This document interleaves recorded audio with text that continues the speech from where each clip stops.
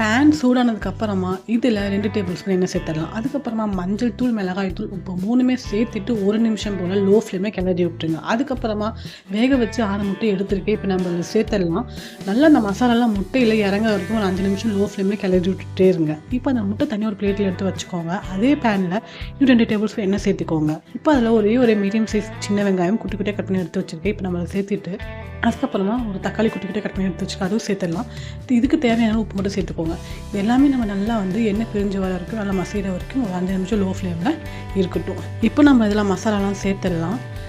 1/2 teaspoon கறி மசாலா தூள், 1/2 teaspoon garam masala, 1/4 teaspoon சீரகத்தூள், 1 டீஸ்பூன் பார்த்திங்கன்னா மல்லித்தூள், தேவையான அளவு காரத்தை மட்டும் சேர்த்துக்கோங்க. ஏன்னா நம்ம ஏற்கனவே மசாலாலாம் பார்த்திங்கன்னா முட்டையில் ஃப்ரை பண்ணுறப்போ மிளகாய் தூள் சேர்த்துருப்போம். அதனால் உங்கள் காரத்துக்கு ஏற்ப நீங்கள் மிளகாய் தூளை சேர்த்துக்கோங்க. இதுக்கப்புறமா நம்ம கொஞ்சமாக தண்ணி சேர்த்துட்டு நல்லா மிக்ஸ் பண்ணிடலாங்க.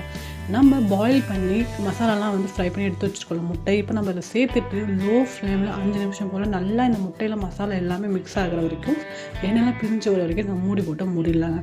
இப்போ பாருங்கள் நல்லா இந்த மசாலாலாம் முட்டையில் இறங்கிருச்சு.